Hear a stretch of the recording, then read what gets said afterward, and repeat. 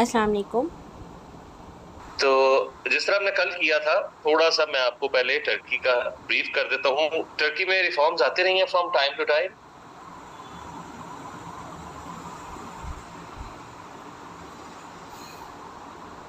आप इसको देख लो शहरियार। तो मैं coming back to that point, मैं ये कह रहा था कि जिस तरह हमने कल ईरान का देखा था, थोड़ा सा टर्की सिस्टम को अंडरस्टैंड करने की कोशिश करते हैं।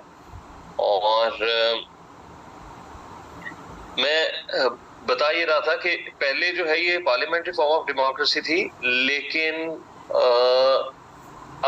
आफ्टर 2017 हम इस पे आगे चल के भी देखेंगे। ये क्योंकि हमारे सामने हुआ है सारे का सारा खुद है, वहां पे जो कू दायता भी करने की कोशिश की गई, आर्मी ने टेक ओवर करने की कोशिश की, एक अटेम्प्टेड कू था which was repelled by public itself, और पब्लिक सड़कों पे निकल आई। हमें भी पाकिस्तान में इस तरह की किसी चीज की जरूरत है मुझे लगता है, लेकिन होगा नहीं, क्योंकि टर्किश नेशन जो है वो उसमें होमोजेनिटी बड़ी है ईरान की तरह, और वो they take pride in their history, जबकि यहाँ पे हम थोड़े फ्रेगमेंटेड हैं। The only bond that we have is perhaps religion, और उसमें भी हम इतने ज्यादा फ्रेगमेंटेड हैं कि मुझे नहीं पता कि क्या जो है वो किस तरीके से ये, अगर कोई ऐसी पॉजिटिव चेंज आए तो वो कैसे होगी। I really don't know, I have no idea. तो हम इसको अब जरा थोड़ा सा वो देख लेते हैं। So it's now presidential republic, और the president of Turkey is both the head of the state and head of the government. यानी ये जो मॉडल है, जी ठीक हो गया, ठीक हो गया। सुंबल ठीक है, अमार ठीक है, ठीक है, ठीक है, राबिया ठीक है, जीव साहब यूके भी ठीक है, ठीक है, बिल्कुल ठीक हो गया। चले, मैं सिर्फ कॉन्सेप्चुअल क्लैरिटी चाह रहा था, ठीक हो गया, ओके। उन तीनों को अलग-अलग फंक्शनिंग का कहा गया है। प्रेसिडेंट जो है वो एग्जीक्यूटिव है और वो काउंसिल ऑफ मिनिस्टर को हेड करता है। ग्रैंड नेशनल असेंबली है, यानी इनकी पार्लियामेंट यूनिकैमरल जो लेजिस्लेटिव पावर है, और जुडिशरी है इंडिपेंडेंट। नेशनल असेंबली जो है इसकी, उसमें मेजर कॉन्स्टिट्यूशनल रिफॉर्म्स हुई, और उन रिफॉर्म्स को टर्की का और फ्रांस का मैंने ऑब्जर्व किया, एक बड़ा जबरदस्त तरीकाकारी है कि वो हर चीज को पब्लिक में ले जाते हैं रेफरेंडम में। So this is basically showing confidence in the judgment of your public, which is a very good thing. तो तैयब अर्दगान का भी ये बड़ा एक रिमार्केबल कैरेक्टर है कि वो हर चीज उठा के रेफरेंडम में ले जाता है। बेसिकली मैंने कॉन्फिडेंट है, और जहाँ पे वो जो पॉलिटिशियन है वो भी कॉन्फिडेंट है कि लोग एम्पावर होने चाहिए और वो सही डिसीजन करेंगे, वो वहाँ पे रेफरेंडम का ट्रेंड ज्यादा है। So Turkey is one of those countries. तो इन्होंने अब ये बिल असेंबली में पास कर दिया 21 जनवरी 2017 को, लेकिन उसके बावजूद जो है तैयब अर्दगान इसको उठा के ले गया रेफरेंडम के लिए पब्लिक में, और जो भी रिफॉर्म्स थी वो पब्लिक के सामने प्रेजेंट की, उनको उस पर अवेयरनेस दी, और उसके बाद फिर उसको जो है वो एनफोर्स किया। और रिफॉर्म में जो एक बड़ी इंपॉर्टेंट चीज थी, वो प्राइम मिनिस्टर की पोजीशन खत्म हो गई, और प्रेसिडेंट जो है वो हेड ऑफ स्टेट ही नहीं रहा बल्कि हेड ऑफ गवर्नमेंट भी बन गया। एक सेकंड, जरा होम मिनिस्ट्री का फोन आ रहा है, एक सेकंड। घर से वो खत्म कर दिया गया और प्रैक्टिकली प्रेसिडेंशियल सिस्टम आ गया। So the reforms among other measures abolished the position of prime minister and designated the president as both head of state and government, effectively transforming Turkey from a parliamentary regime into a presidential one. बड़े खुश हो रहे हैं सारे home minister का सुन के। Okay, basically Turkey जो है, मॉडर्न टर्की, वो फॉलो करता है कमालिज्म के 6 बेसिक प्रिंसिपल, अतातुर्क के। तो कमाल अतातुर्क के वो जो बेसिक 6 प्रिंसिपल्स हैं उसको तैयब अर्दगान ने भी नहीं छोड़ा, अगरचे थोड़ा सा इसमें से एक प्रिंसिपल से वो डिविएट हो गया, हम उस पर बाद में बात करेंगे। लेकिन पहले हमें जो मॉडर्न टर्की है उसके 6 प्रिंसिपल्स को अंडरस्टैंड करना है। रिपब्लिकनिज्म का मतलब है कि पब्लिक ने डिसीजंस लेने हैं, so it has to be a democracy. Republican regime can best represent the wishes of the people, we know. Populism, Kemalism was against class privileges and class distinctions. Kemalist ideology was in fact based on supreme value of Turkish citizenship, यानी citizens को as a whole empower करें, सब लोग franchise में equivalent हैं, सब लोग before the law equivalent हैं. So anti elitism. सेकुलरिज्म आपको पता है ये it was a very remarkable feature of Kemal Ataturk. उसने जो है वो कहा कि वेस्टर्न मॉडल पे रिलीजन को अलग करें. सो कमाल secularism did not merely mean separation of state and religion but also the separation of religion from educational, cultural and legal affairs. तो वो नेक्स्ट लेवल पे जो है वो चला गया इसमें. और ये बेसिकली वेस्टर्न ही था. वेस्ट में भी ऐसे ही है कि वो इस्लामियात तो नहीं होती ना, यानी तो आपके सब्जेक्ट्स में. और इसलिए उसने कहा कि इसको जो है वो हर लिहाज से रिलीजन को अलग करें स्टेट क्राफ्ट से और एजुकेशन से और लीगल सिस्टम से, एजुकेशनल सिस्टम से. Kamala's principle of secularism was not against an enlightened Islam but against an Islam which was opposed to the modernization. We all know it.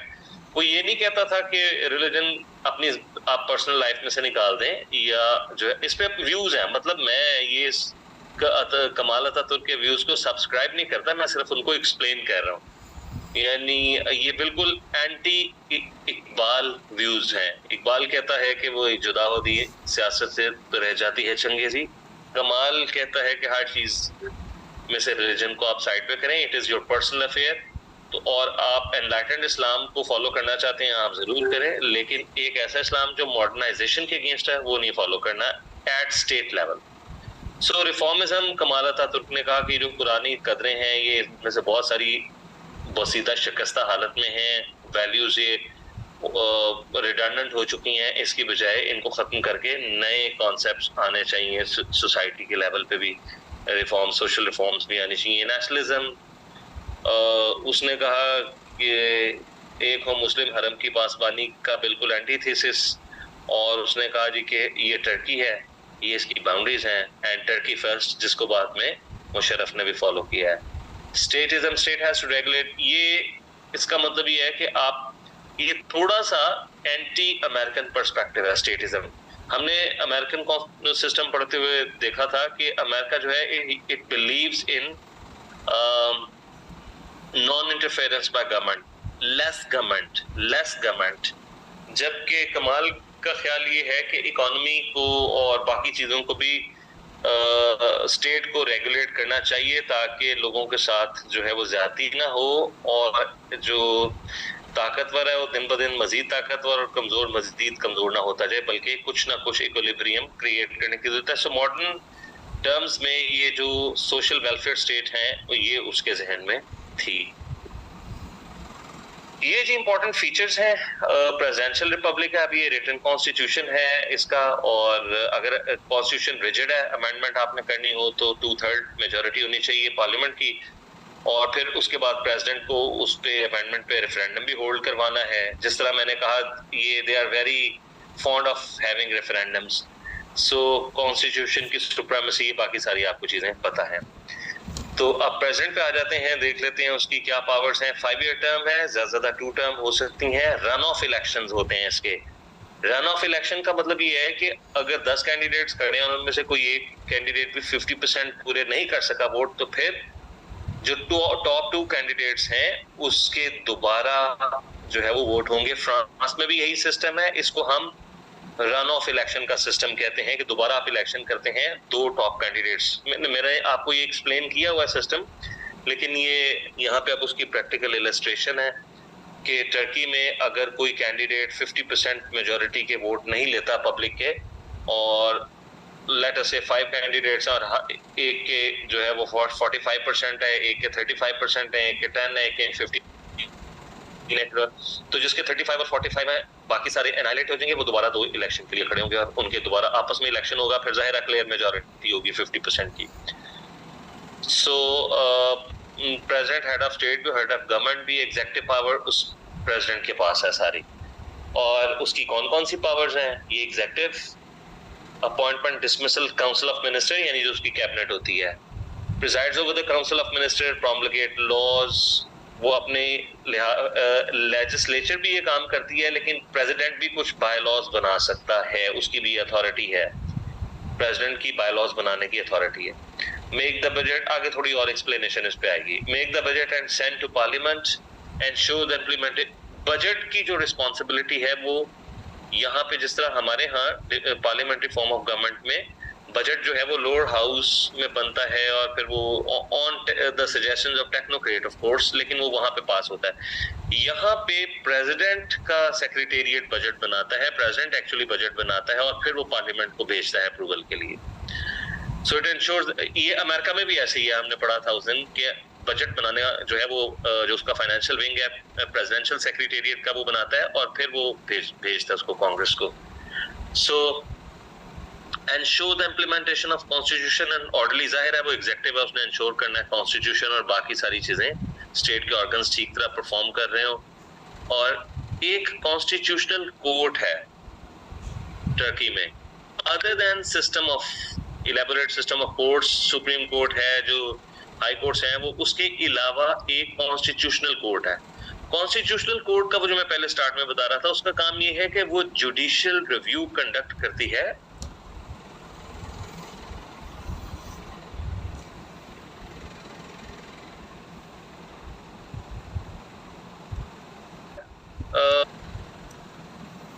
आपने शरीयत कब join किया वैसे पूछ रहा हूँ। मैंने बताया कि other than elaborate system of courts there is a constitutional court जो जिसके टोटल 15 मेंबर होते हैं, 3 जो है वो अपॉइंटेड बाय पार्लियामेंट होते हैं, 12 अपॉइंटेड बाय प्रेसिडेंट होते हैं। ये कॉन्स्टिट्यूशनल कोर्ट ये चेक करती है कि क्या जो लॉ बना है पार्लियामेंट में, इवन जो प्रेसिडेंट ने भी बायलॉज बनाए हैं, वो कहीं कॉन्स्टिट्यूशन के अगेंस्ट तो नहीं है। सो इसलिए इसका नाम कॉन्स्टिट्यूशनल कोर्ट है, यानी वो जुडिशियल रिव्यू करती है नए लॉज का।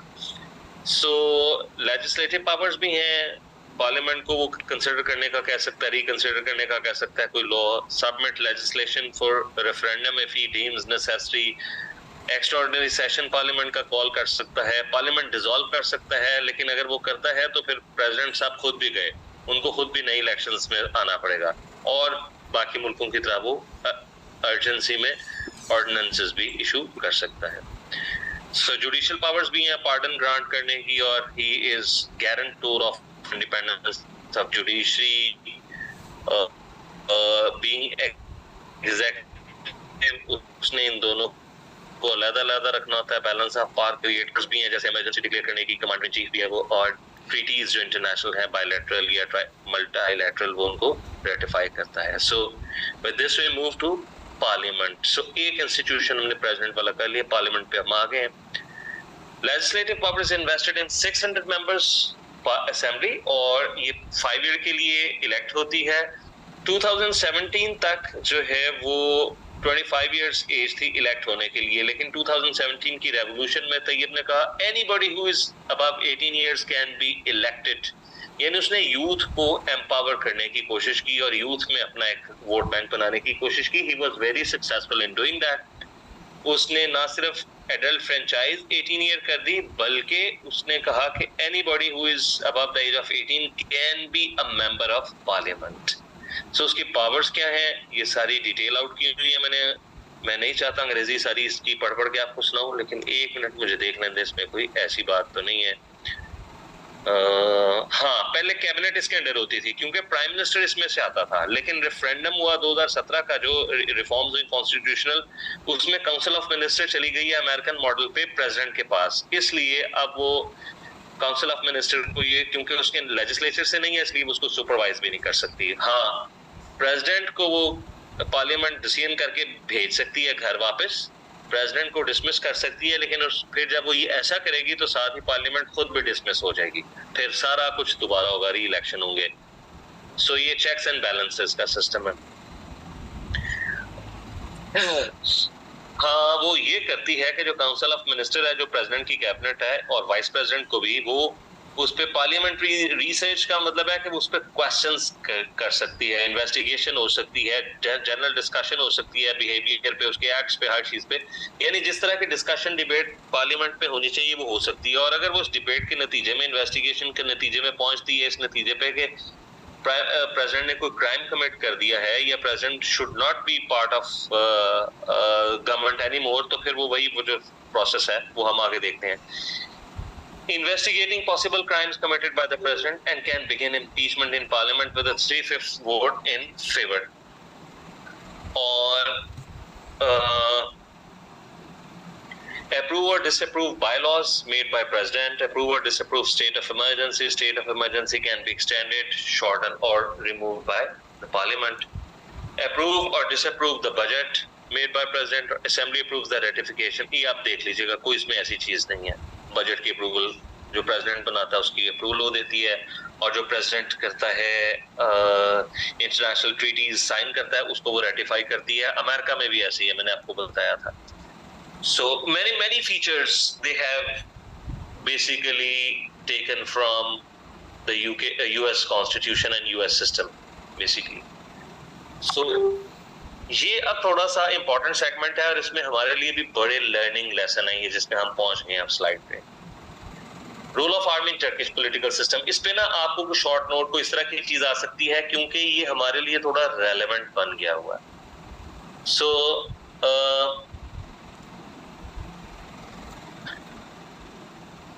टर्किश आर्मी जो है वो, मैं पाकिस्तान की बात नहीं कर रहा, आपको ये नहीं लगना चाहिए कि मैं पाकिस्तान की बात कर रहा हूँ. Understand, I am a civil servant और मैं कोई ऐसी बात नहीं कर सकता. हम टर्की की बात कर रहे हैं.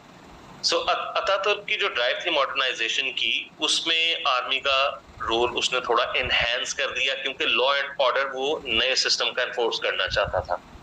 अब उस वक्त तो ठीक है, लेकिन उसके बाद पॉलिटिकल इंस्टेबिलिटी हो गई रिजल्टेंटली, क्योंकि इंटरफेरेंस एस्टैब्लिशमेंट की आर्मी की काफी होना शुरू हो गई. मैंने ये खुद देखा है अपनी आंखों से. So naturally we all have lust for power, तो टर्किश आर्मी की भी थी, और टर्किश आर्मी अपने आप को पोज करती थी as agent of modernization. Pakistan में तो मेरा ख्याल है ऐसा बिल्कुल नहीं है. So that actually hindered the growth of healthy democratic atmosphere. अगर आपको ये लगे कि आपने ये सारे पॉइंट्स जो हैं, पहले वाले पॉइंट के अलावा बाकी सारे पॉइंट्स अगर आपको लगे कि आपने पाकिस्तान के बारे में पढ़े हैं, तो ऐसा बिल्कुल नहीं है. मैं आपको टर्की पढ़ा रहा हूँ, पाकिस्तान का सिस्टम नहीं पढ़ा रहा आपको. मतलब आपको लगे तो मैं उसका कुछ नहीं कर सकता. सो पोस्ट 2017 क्या होता है, ये सब ये रेवोल्यूशन हमारे सामने आई है. सो देयर वाज जुलाई 15 को एक कू अटेम्प्ट हुआ जिसमें प्रेसिडेंट को हटाने की कोशिश की गई. टर्किश गवर्नमेंट ट्रांसफर्ड सम क्रिटिकल पावर्स. उसके नतीजे में कू तो फेल हो गया. पता नहीं पाकिस्तान में अगर कू हो तो उसका क्या बने, आई डोंट नो. तो कू तो फेल हो गया, लेकिन उसके नतीजे में हुआ क्या. टर्किश गवर्नमेंट ने बहुत सारी जो पहले पावर्स जो अतातुर्क के जमाने से चली आती है मिलिट्री के पास, वो, और एक्चुअली वो सिविलियन पावर्स थी, वो जो वापस जो है वो सिविलियन को दे दी. For example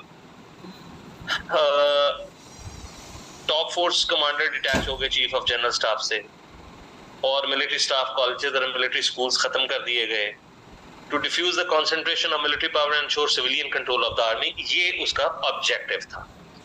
so powers enhance president की गई, और अभी भी इसके बावजूद रीजनल जो पॉलिटिक्स हैं उसमें टर्किश आर्मी का काफी रोल है, लेकिन वो दूसरी टेरिटरीज में अब जो है वो काफी कर्टेल हो गया है रोल इनका. टर्की के अंदर टर्की का रोल का कर्टेल हो गया है.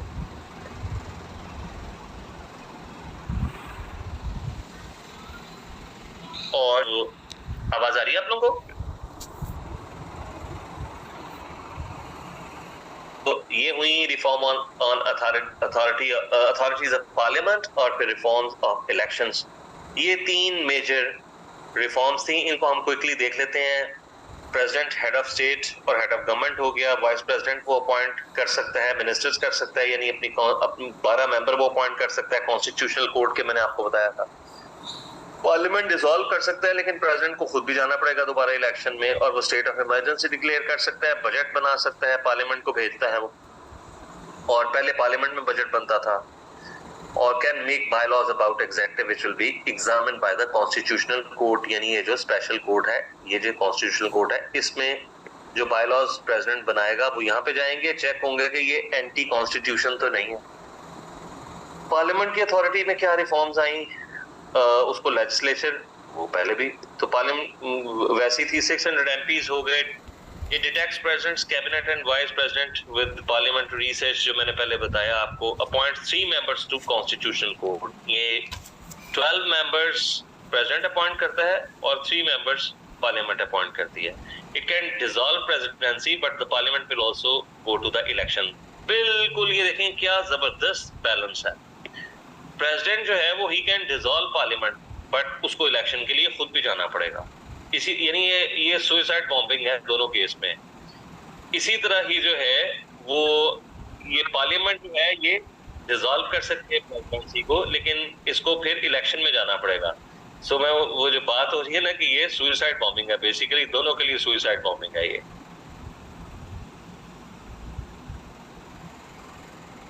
Somebody had mic on, तो वो मैंने कहा जरा मैं ऑफ कर दूं उसको, लेकिन ऑफ हो चुका है। ओके, सो ये इन्वेस्टिगेशन ऑफ पॉसिबल क्राइम्स, ये भी मैंने आपको पहले बता दिया है। अप्रूव और disapprove by laws made by president, ये भी पार्लियामेंट कर सकती है जब रेटिफिकेशन के लिए जाती हैं। अप्रूव और डिसअप्रूव स्टेट ऑफ इमरजेंसी, जो अगर वो इमरजेंसी लगाता है प्रेसिडेंट, ये पार्लियामेंट उसको डिसअप्रूव भी कर सकती है और एक्सटेंड भी कर सकती है, शॉर्टन भी कर सकती है, कुछ भी कर सकती है। जो स्टेट ऑफ इमरजेंसी प्रेसिडेंट लगाता है उसको वो रिव्यू करके उस पर कोई भी डिसीजन ले सकती है। इसी तरह ही जो बजट प्रेसिडेंट का सेक्रेटेरिएट बना के उसको भेजता है, उसको अप्रूव और डिसअप्रूव भी कर सकती है, क्योंकि पार्लियामेंट भी जाहिर है वो लोगों की रिप्रेजेंटेटिव है, डेमोक्रेटिक एक वो इंस्टीट्यूशन है। इलेक्शन में क्या रिफॉर्म्स हुई? Election will be held in every 5 years for both parliament and presidency. A president can be a candidate for only 2 times। Election and selection age is 18, पहले 25 थी। With this we are done with this. मैं अभी आपको भेज देता हूँ। Let's get to the question. मुझे 1 second दीजिएगा, मेरे बॉस की कॉल आ